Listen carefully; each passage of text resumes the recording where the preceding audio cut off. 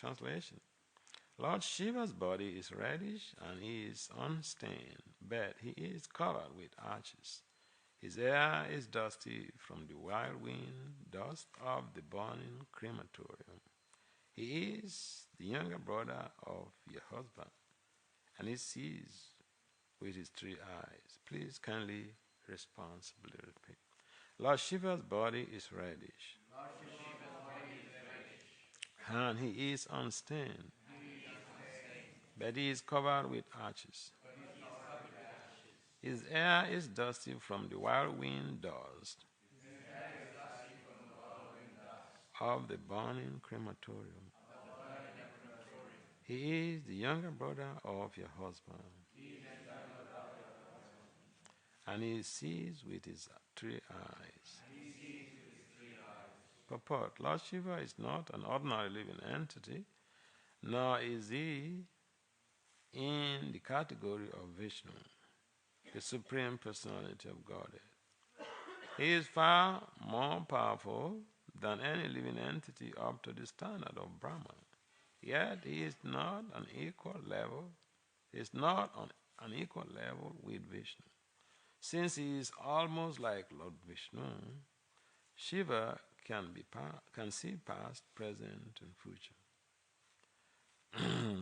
One of his eyes is like the sun, another is like the moon, and his 3rd eye, which is between his eyebrows, is like fire.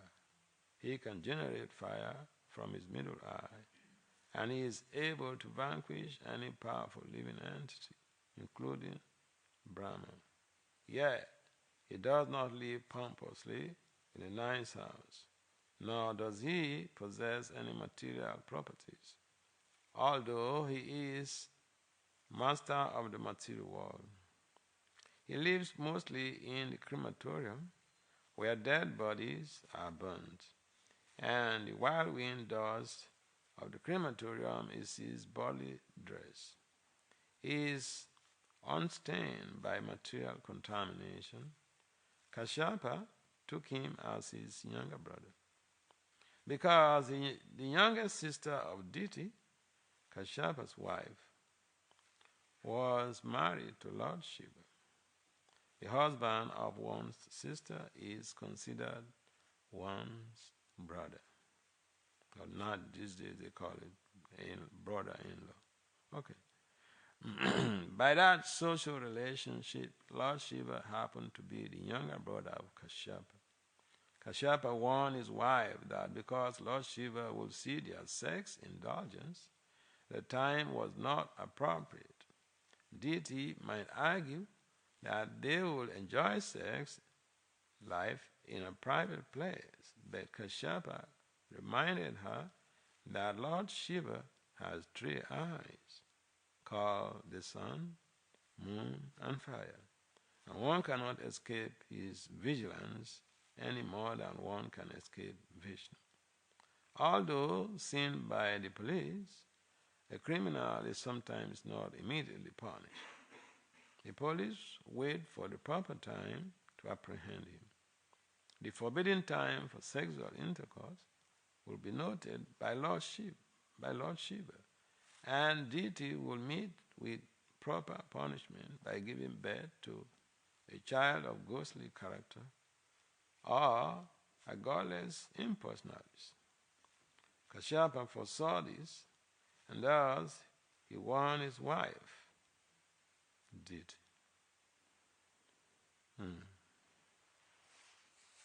This is a difficult class.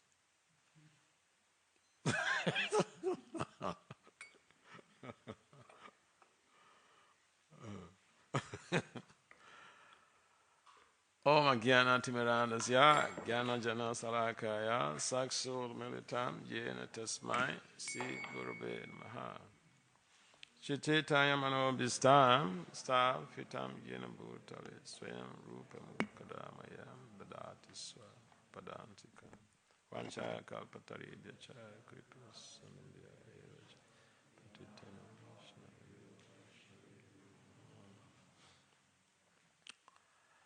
Namo Vishnu Padaya Krishna Pishtaya Bhutale Srimad BhaktiVasudeva Swami Itinam Namaste, Saraswatideva, Gauravaya, Chari, Nidhisya, Swami, God, Jaya Sri Krishna Chaitanya, Prabhu Nityananda, Sri Advaita Gadara, Sri Vasari Gaura.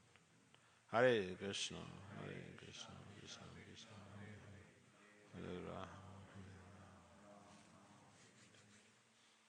So we have about few minutes to share some few things, and then we'll go to question and answer. See, Prabhupada used like 20 minutes to give classes.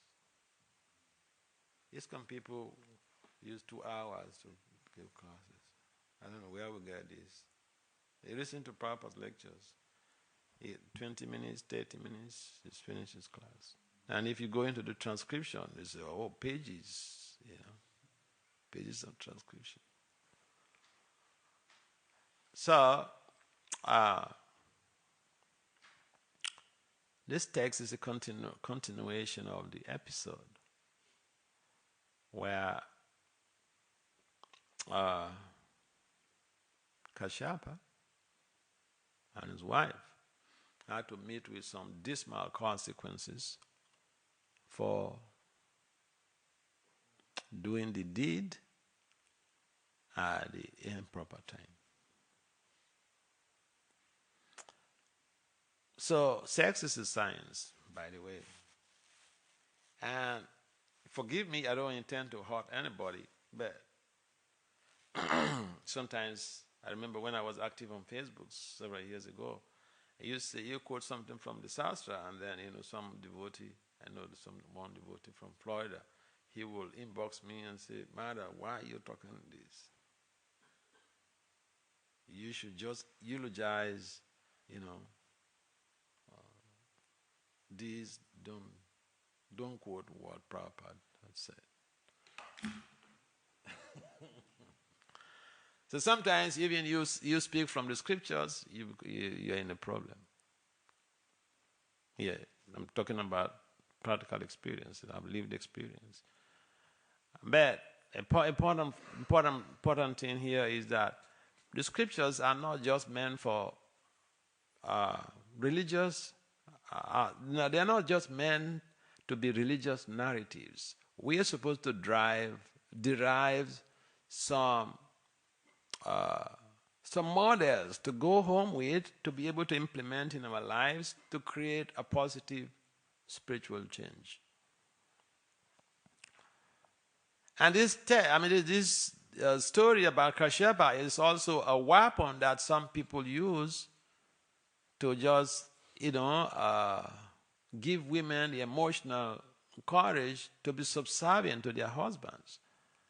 I remember some years ago I was in Delhi temple, and they were it was having to do with this marriage of Kadamamuni and deity. And when I finished giving a class, and in Delhi temple there are all these huge ladies, doctors and professors and all these things. So when I finished giving the class, I saw a troop of very huge ladies moving forward to the asana. I thought, what did I do?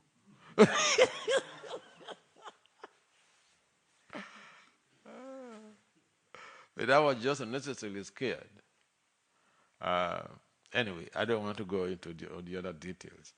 But then, talking about these social, spiritual issues in the Shastra, the stories are meant to give us some standard to live in our lives.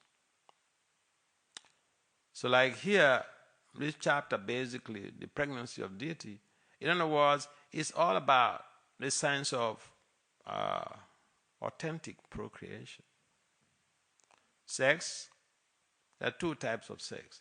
There's recreational sex, and there is procreational sex. I remember I was discussing with one of my friends, a lady, and she quickly corrected me that, no, Maharaj, no, we don't. She was talking about herself and her husband. He said, no, we don't engage in recreational sex. He said, sometimes we can have some type of belief system, but the belief system may not be backed by data. So I had that conception that the people are married, yes, they should enjoy sex, but she said no. So again, this is a woman in ISKCON, and she's married, and she told me blankly that they don't engage in recreational sex. Now they have a baby. She and her husband, they have a baby. Baby is just 2 years old, but she's like fire. Little girl, 2 years old, but she acts as if she is 5 years old. So that is the power of the science of sex. When people follow the Garbhada Samskara, have sex at the proper time, we can invoke powerful souls who will help in redirecting a misdirected civilization. Now, this movement was registered in New York in 1966. From 1966 to 2026, how many years? Huh? How many years? Huh? 60 years. So we have been engaged in marriages in our movement, producing children for 60 years. We have not produced one single sannyasi. One single sannyasi we have not produced. All the sannyasis in this movement, they are outsiders. Would I say imported?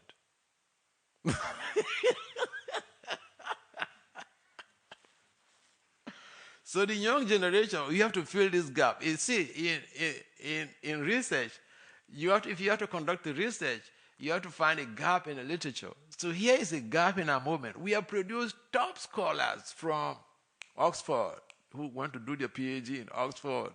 We have produced powerful kirtanias, powerful musicians. We have not produced one single sannyasi. Homemade sannyasi we have not produced. And sometimes you hear people say, I leave the movement because some guru has fallen down, some sannyasi has fallen down. And this is someone married. And this is someone who was born in this movement. Who is to blame? And fall down, by the way, even in the time of BhaktiVasudeva, people have been falling down. They were chanting 64 rounds. Fall down means that this teaching is very scientific. We are not like in the Catholic where someone indulges in indignity and then he's pushed around here and there, hiding. I remember when I had some discussions with some Catholic Reverend fathers at their place, and they were asking me, so in your movement, that was several years ago when I was a young brahmachari, they asked me that in your movement, when your reverend fathers, say the sannyasis, brahmacharis, when they get into trouble, what happens? I say, you're done. And this guy, one of them, he told me, you guys are wicked. Because it's completely opposite of what transpires in their own system. And so, what we are trying to say is that the young generation who are getting married, they have a lot of work to do. We have to fill this gap. There's a gap in our movement. We have produced very top scholars, top kirtanias, powerful pujaris. We have not produced one single seance. And we can do it. We can do it. So the mothers, you're hearing this now. The young guys, well, potential grihastas, you're hearing this? We have a gap in our movement. We have to fill this gap. We have to fill this gap.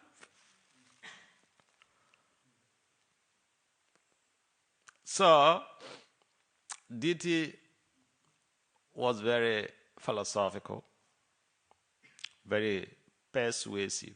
In fact, someone is not persuasive, they will not be able to get their way through. In this world, you have to be really persuasive to be able to get people to do things that initially they didn't want to do. It's different from forcing anybody to do anything. It's different from, even your child, you need to have some persuasive skills or persuasive strategies to be able to get your child emotionally motivated to do something that initially they say, Mommy, no, or Daddy, no. Sometimes we don't have any, we lack persuasion. But you see, in this episode, deity, by dint of our persuasion, she had her goal achieved.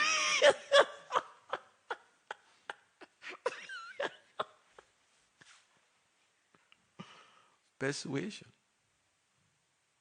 Deity demonstrated. Kashyapa was resistant in the beginning. But by dint of our powerful persuasion, Kashyapa yielded. The description of Lord Shiva is also mentioned that Lord Shiva lives in crematoriums. And his garlands are just, skulls. We use very nice garland from the deity. Lord Shiva's garlands are skulls. Garlands traded with skulls. And Lord Shiva is very, very compassionate. So he helps even disembodied souls to be able to acquire bodies. So when people have sex at the inappropriate time, Lord Shiva throws ghostly characters into the womb.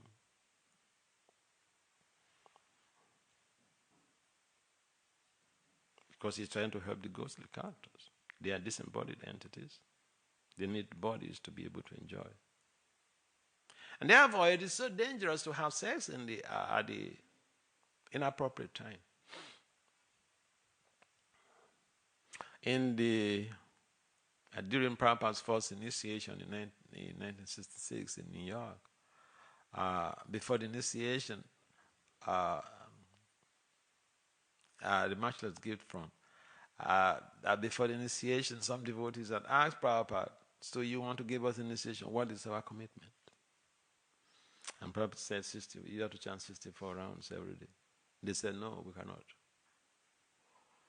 And Prabhupada said, this is their implanting the seed, volume 1, by Saswara Goswami. And Prabhupada said, okay, 32 rounds. They said, no, we cannot. He said, Prabhupada, it came down 16, rock bottom, minimum. Take it or leave it. So that's how we came to these 16 rounds. So it's the minimum, it's not the maximum. And then someone asked Prabhupada, I don't know whether it's Brahmananda, the late Brahmananda, I don't remember. It's been a long time I read that, Planting the Seed. So someone asked Prabhupada, so for married people, how many times they should chant before they have sex? And Prabhupada said 50 each, husband 50, wife 50. And then this person said, I think it's Brahman. He said, oh, better to just leave it up. So the prescription, the science is giving. By the way, you know why Prahlad appeared in the womb of Hiranyakashipu's wife? This is fast forward. Okay. But the story is there in the 20th chapter of Nrsimha Purana. The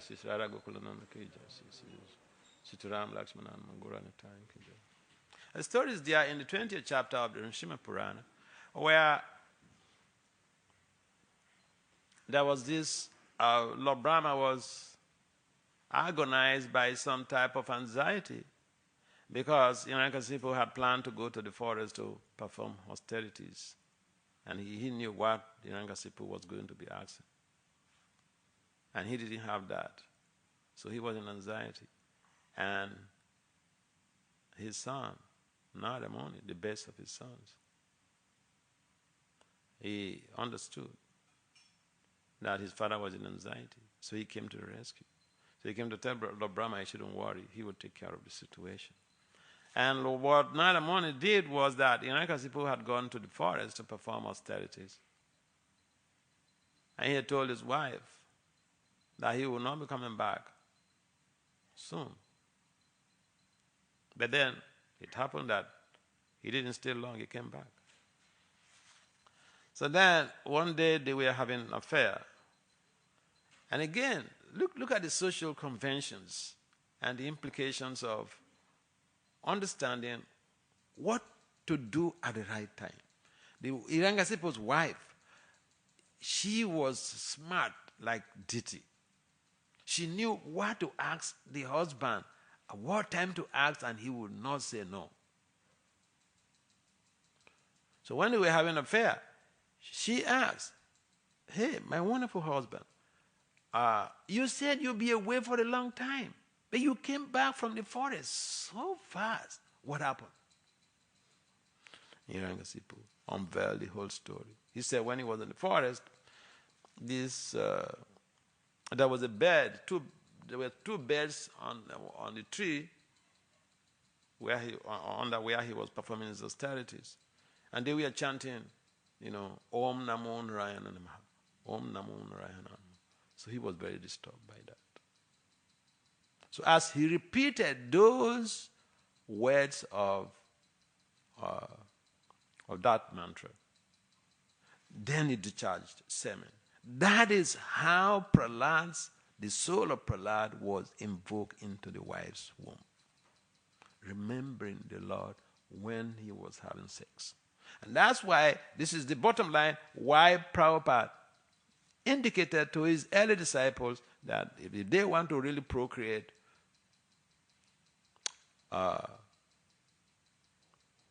powerful souls, they have to chant 50 rounds, husband and wife. That's how Prahlad came to be.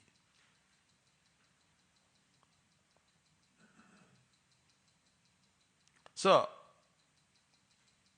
the opposite situation, opposite case here is that Diti and Kashyapa, sometimes the woman is very passionate about it and will convince the husband to do it without caring about whether it is recreational or procreation. So these are things that we need to consider. Those who are going to the Grihastha ashram is a high. We were talking about responsibility yesterday in the Bhagavad Gita class. It's a higher responsibility. In fact, if someone is a Grihastha, he is duty bound to go back home, back to God at the end of this life. There's a difference between Grihastha and someone who is married. The Grihastha, they are more disciplined than even the Swamis. Oh yeah. We don't have to deal with women around us. But the Grihastha is someone who has the woman around, sees the woman, they live in the same place, but wouldn't touch her except he performs some rituals. I mean, it's like, I give the example. It looks very raw, but look at it.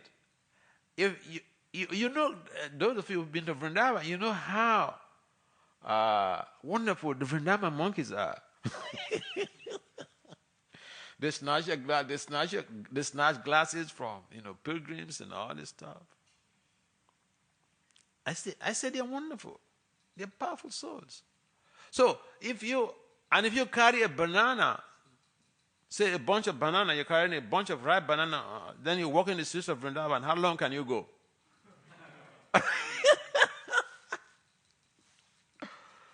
But here, you'll find there's some special monkeys in one particular street of Vrindavan, so to say. Let's assume, okay? There's a special street of Vrindavan where you can move with a bunch of ripe bananas, and there are very many monkeys all over the street, and no one disturbs you. That's a grihastha.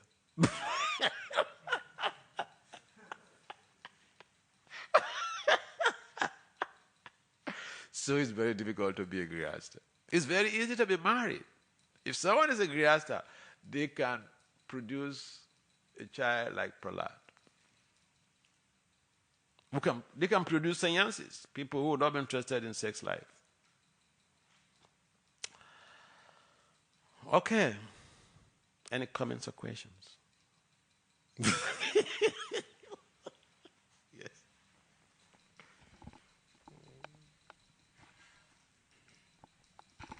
Hare Krishna.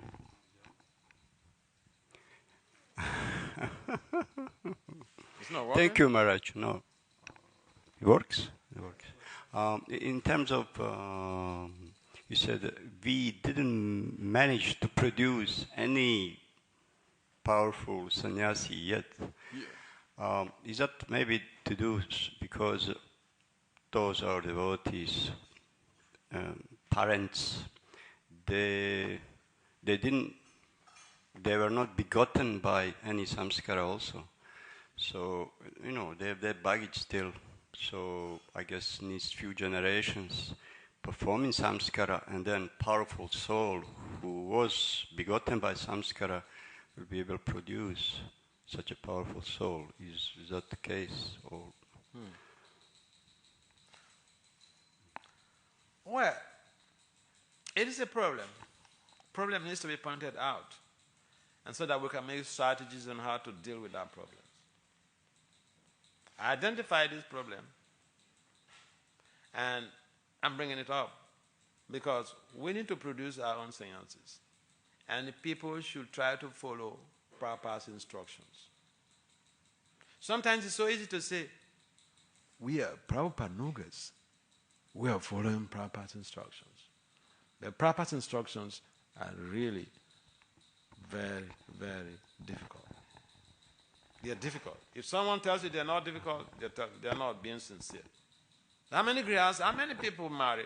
Some of our devotees are even married to non-devotees. How are you going to get them to chant 50 rounds? So, that is a problem.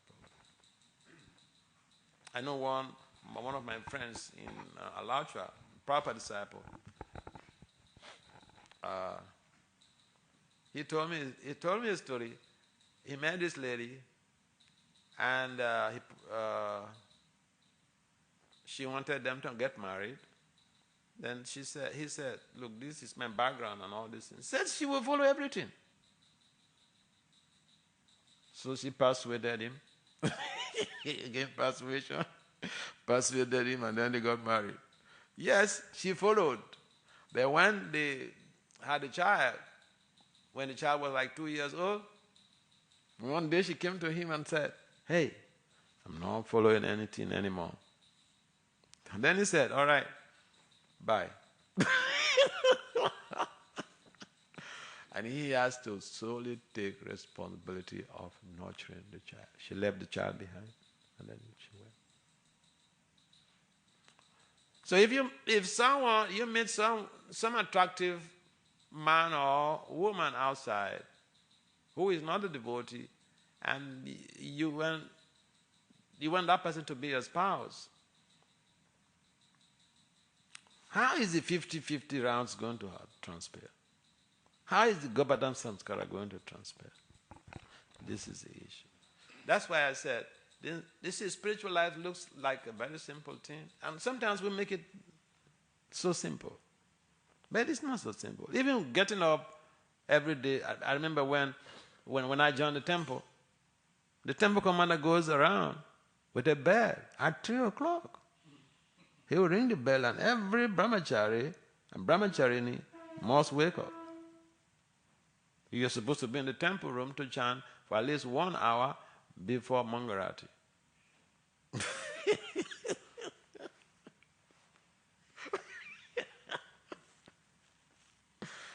So,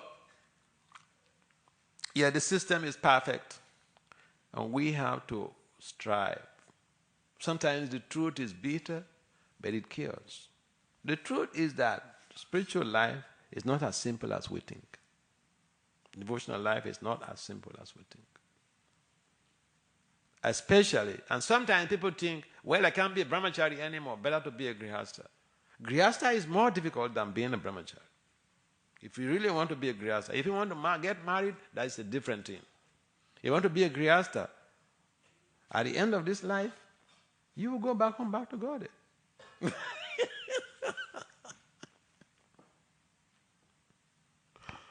All right, 2 more minutes.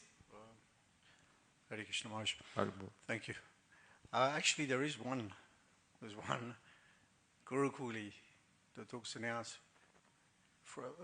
son of a Prabhupada disciple, but he didn't take sannyas in ISKCON, it was outside ISKCON. So, because sannyasis are very much institutional kind of ashram, dependent on institution like ISKCON. And so we may also question why is it that someone could take sannyas outside ISKCON but not in ISKCON. Maybe the leaders of ISKCON could also think what can be done in that sense. Like in the early days, the whole Gurukul system wasn't really perfect, and it's gone kind of the opposite way to what Prabhupada wanted it now. Because if you want sannyasis, they have to be positioned in the proper Gurukul, the way Prabhupada wanted it. Not a part-time school, but a proper Gurukul. And then you'll get strong devotees who will most likely take sannyas as well. So maybe as an institution, the leaders can also question why is that? Why are no devotees coming and taking sannyas? Yeah, thank you. I don't think that... Did you go through a Gurukul? I didn't go through a Gurukul.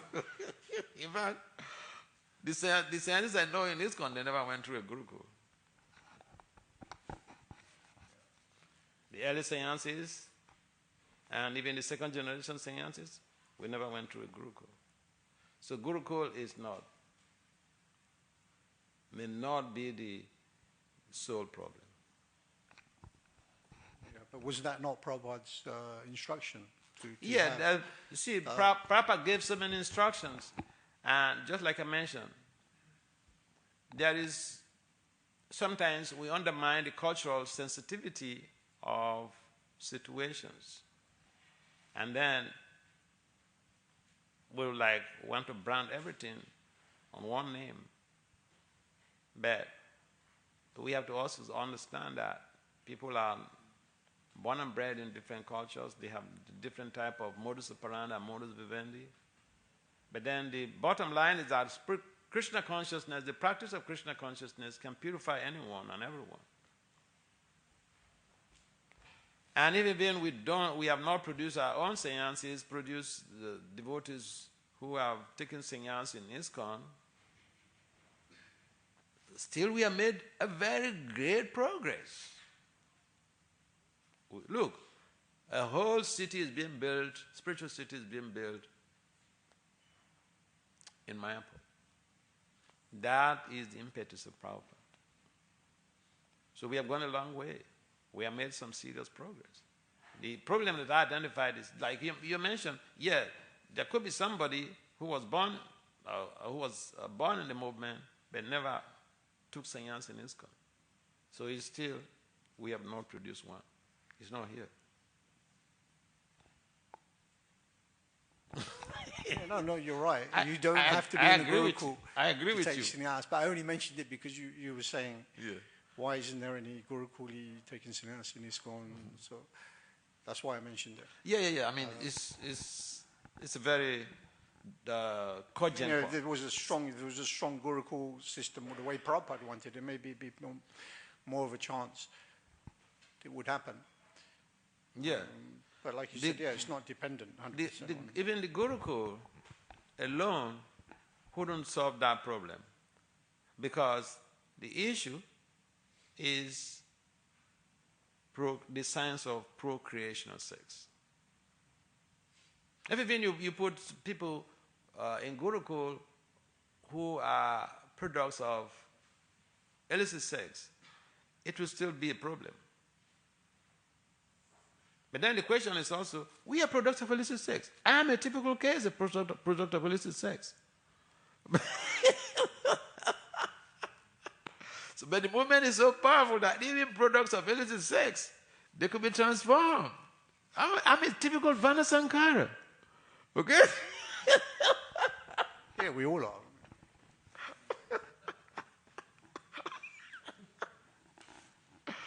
So, I recognize your point. That's a good accomplishment. The problem is that we can't identify that person right with us.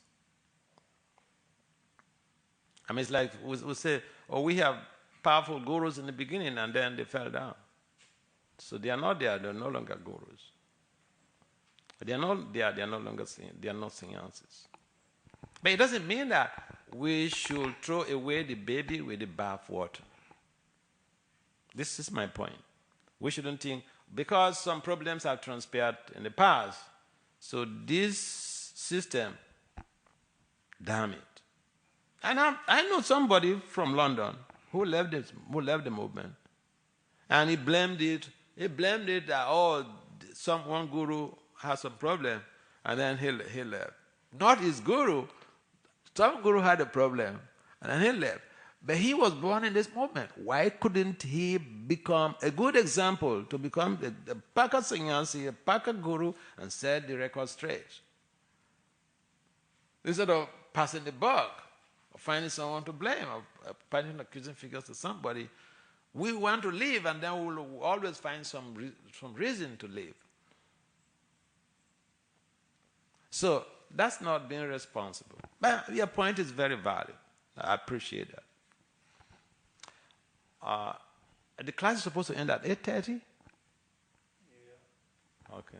Some ladies want to ask a question, because yesterday also somebody wanted to ask a question. Yes, please.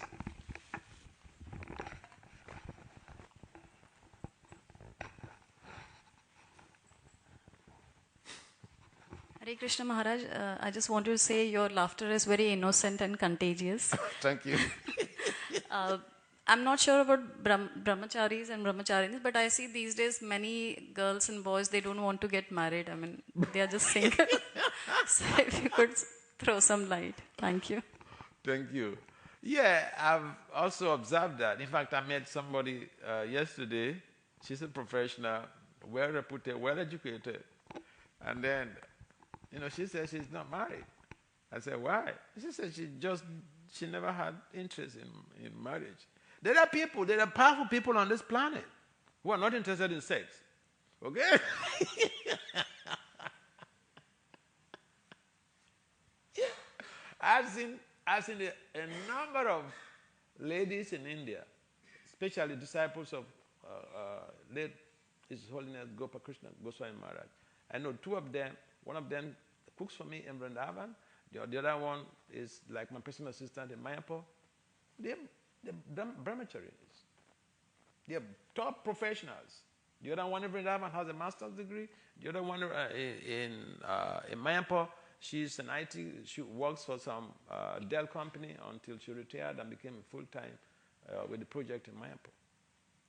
So I know women in a movement who are not interested in sex. Oh yeah. It's not that everybody's interested in sex. If women are not interested in sex, what about the men? Srila Prabhupada ki jai.